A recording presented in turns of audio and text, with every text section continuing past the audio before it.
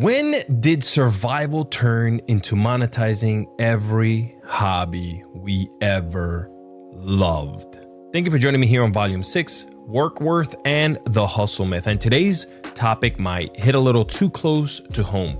We're talking about the side hustle, industrial complex. Because for millennials, having just one job has basically been a joke. We grew up in a system where a salary alone rarely covered rent, debt, groceries, healthcare, and maybe just a tiny bit of fun. So we built a culture where grinding nights and weekends was framed as ambition, when really it was survival disguised as entrepreneurship. I mean, I remember being a host at a club on Wednesday nights and Friday nights in Jersey when I was living there. Latin nights. It was fun. It was great. I also built an internet radio station, one of the very first ones that was running back in 2010. We were part of the top 100 websites in the world back when Alexa.com was a thing.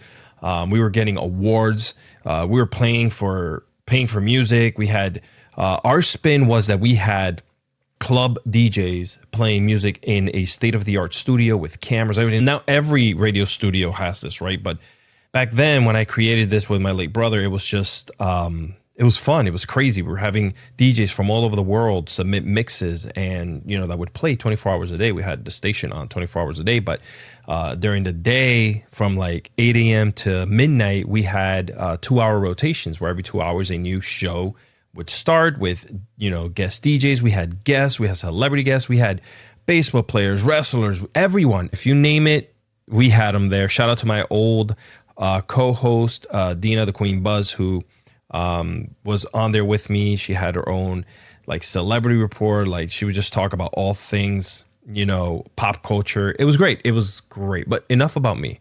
That was my side hustle. That's where I got really introduced into what side hustling was. It was the start of clubzone.fm. What a time to be alive. Anyway, now let's get back into this. I want you guys to think back to the early 2000s, right? Where we were fresh out of college. For you guys, I was a United States Marine. A lot of you were drowning in student debt loans. I know that. Luckily for me, I didn't have to worry about that because I had the VA, the 9/11 bill, which pretty much saved my life. And a lot of us, even after the military, entered a shaky job market, right? Employers were cutting benefits and calling it lean. Wages stalled, but bills definitely didn't. So we got creative. We drove for Uber. We sold on eBay. We took photography gigs on the weekends, freelanced online. That was a big one. We all learned how to Photoshop because we learned through YouTube. We called it a hustle, but underneath the shine, it was really just patching holes on a sinking boat. And here's the thing. Some of it was genuinely empowering, right? For the first time, technology gave us ways to make money outside of a boss's approval, but it also gave companies permission to normalize underpaying employees because, hey, you've got a side hustle, right? The wild thing is side hustling didn't start in adulthood. I think we were already hustling in the 90s. We just didn't have a word for it. Remember lemonade stands in the summer or mowing lawns for $10 a yard? If you lived in the Northeast, you were shoveling snow for the elderly, your neighbors and your friends. Trading Pokemon cards or flipping Pogs. Oh my God, Pogs at recess and turning them into business deals. We remember playing dice. No, I certainly did not do that. Babysitting the neighbor's kids because you wanted cash for pizza or the newest Nintendo Genesis Super Nintendo game. See, that was our first taste of hustle culture. We just didn't know it would follow us into adulthood. What was once kid entrepreneur energy became survival tactics in our 20s and our 30s. Now, this is where it gets a little tricky. Hobbies stopped being hobbies. If you loved painting, sell it on Etsy. If you loved baking, you started a cake business. If you loved writing, you turned it into a blog, then into sponsored posts. Now, suddenly every passion had a dollar hanging over it, right? A dollar sign.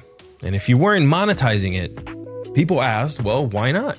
People do it now with podcasting and YouTube. We were taught that free time was wasted time, that rest was laziness, That if you had a skill, you should flip it into profit, and slowly your joy, well, that became labor. Now let's compare. Millennials invented hustle culture out of necessity. We glorified the grind. We wore "I'm so busy" like a badge of honor, even when we were miserable. But let's talk about Gen Z, because Gen Z, they're rejecting it. They'll post TikToks about quiet quitting or go viral for saying, "I don't dream of labor."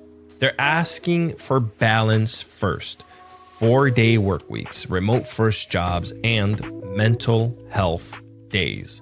Where we build side hustles to survive, they're building boundaries to live. And honestly, that's the shift we needed all along. You see, the hustle came with a price: burnout, anxiety, always feeling behind. And socially, it divided us. If you didn't have a side hustle, you were judged as lazy. If you did, you were exhausted. It was a lose-lose constant loop. Now, companies loved it.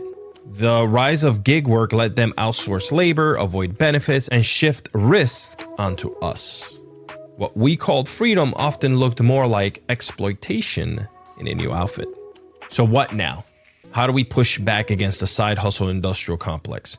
It starts with remembering that not everything has to make money, right? Some things can exist just because they bring us joy. We're allowed to rest, to create without profit, to enjoy hobbies without pressure. I mean, heck, I'm doing this podcast. I don't get paid for it. I'm doing it for the love of being an old man and wanting to talk about our millennial culture. And yes, sometimes we still need a side gig to survive, even when we have the dreaded 9 to 5. That's real. But the mindset shift is this: we are not our productivity. Our worth isn't tied to how many jobs we juggle. The future definitely isn't about hustling harder. It's about hustling less and living more. So let's bring it all back to the central question. When did survival turn into monetizing every hobby we ever loved? The answer? Right when a broken system left us to fend for ourselves, and we made the best of it. But best doesn't always mean healthy. And maybe the bravest thing we can do now is reclaim rest and refuse to turn every joy into a damn business plan. Next up, millennial bosses are different.